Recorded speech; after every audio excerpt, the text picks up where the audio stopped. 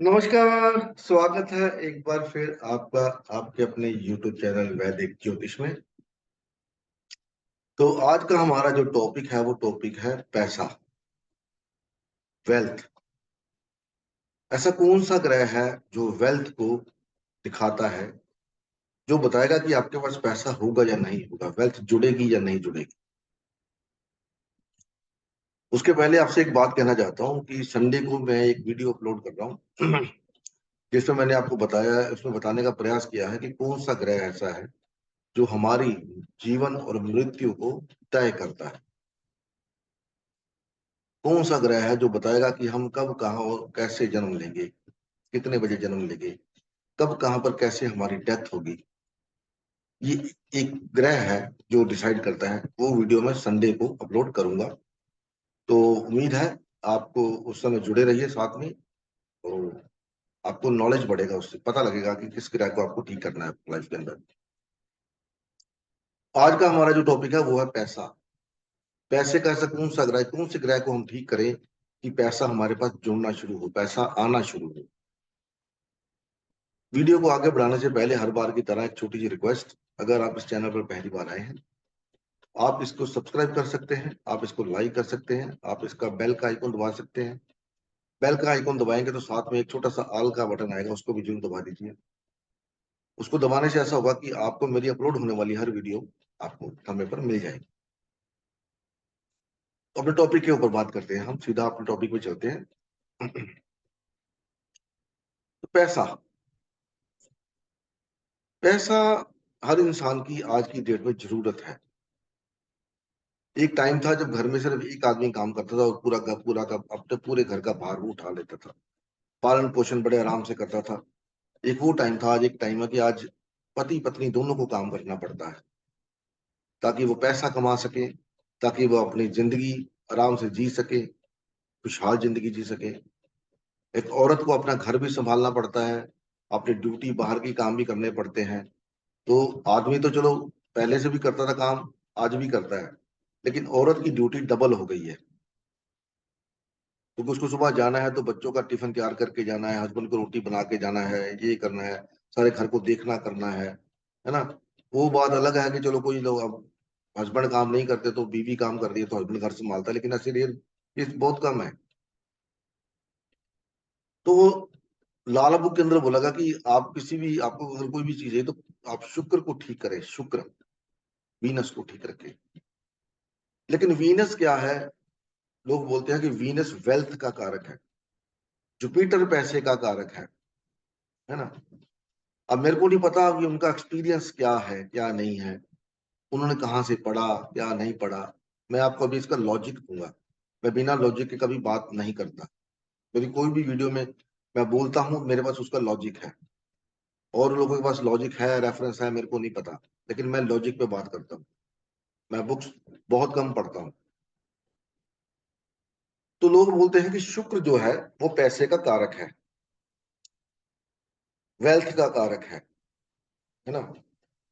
मेरे को नहीं लगता कि शुक्र पैसे और वेल्थ का कारक है। क्यों? उसका कोई रीजन तो होना चाहिए। मैं अगर बताऊं आपको कि शुक्र को क्या बोला जाता है, कि शुक्र जो है भृगु ऋषि, भृगु, भृगु से शुक्र निकले हैं। परशुराम जो है वो शुक्र है, शुक्र के देवता कह लो, या शुक्र का रूप कह लो, शुक्र का अवतार कह लो। परशुराम का अवतार शुक्र है, या शुक्र का अवतार परशुराम है। जैसे भी आपका मत समझ लो, आप बुक्स के अंदर आपको यही मिलेगा। भृगु संहिता के अंदर यही बोला गया कि शुक्र जो है वो भृगु ऋषि है। अब भृगु ऋषि, आप बताइए मेरे को कि भृगु ऋषि के पास कितनी दौलत थी। भृगु ऋषि जब जीवन जीते थे तो वो बहुत गरीब थे, गुस्से वाले भी, क्रोधी भी बहुत थे। तो उनकी वाइफ ने उनको बोला कि आप इतना ये भजन पूजा वगैरह करते हो तो पैसा तो हमारे पास आता नहीं, हमारी गरीबी, हम अपने बच्चे नहीं पाल सकते ये करते। तो भृगु ऋषि जब बैकुंठ धाम में गए, जब वहां पर जाकर के उसने उन्होंने भगवान विष्णु की छाती पे लात मारी। जब भगवान विष्णु सो रहे थे, भगवान विष्णु ने उठ के उनके पैर को सहलाया कि प्रभु आपके पैर को चोट तो नहीं पहुंची। लेकिन माता लक्ष्मी को ये पसंद नहीं आया। कि कोई आके मेरे पति को लात मारे, तो वो रुष्ट होके वहां से चली गई। भृगु ऋषि ने कहा कि ऐसा कौन सा विधान आपने विधान लिखा है कि हम लोग धर्म कर्म सारा हम करें और ऐश सारी दूसरे प्रजाति वाले करते हैं, हमारे पास पैसा नहीं, खाने पीने के लाले हैं। तो भगवान विष्णु ने कहा था कि आप जाकर ज्योतिष की रचना करिए, वहां से आपका खर्चा पानी, जो आपका घर का लालन पालन, आपका खर्चा चलेगा। परशुराम ऋषि, भगवान परशुराम, उनके पास कोई पैसा था? उन्होंने 21 बार धरती को क्षत्रियों से खाली किया, किसी राज्य पे राज नहीं किया, पैसा नहीं लिया। तो शुक्र कैसे पैसे का कारक हो सकता है भाई? शुक्र कैसे वेल्थ का कारक हो सकता है? जिससे माँ लक्ष्मी, जो कि पैसे की कारक है, वो रूठ के चली गई, जिनसे रूठ गई, वो पैसे का कारक कैसे हो सकता है? लोग बोलते हैं शुक्र पैसे का कारक है, वेल्थ का कारक है, वीनस एंड वेल्थ, ये और वो, है ना? लॉजिक है कोई उनके पास? कोई लॉजिक नहीं है। तो अब कोई ना कोई तो ग्रह होगा पैसे का।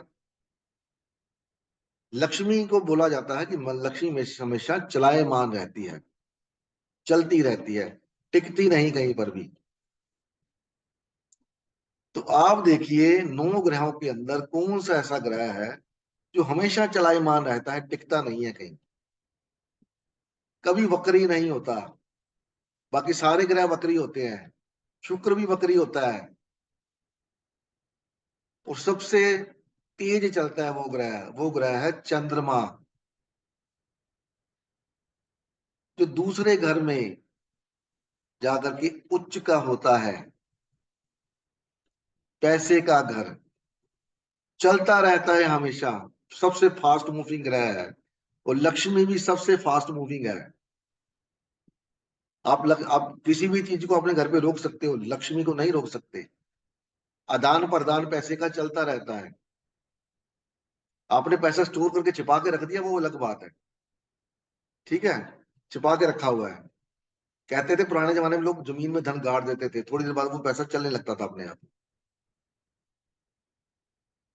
तो चंद्रमा है वो ग्रह जो पैसे का कारक है।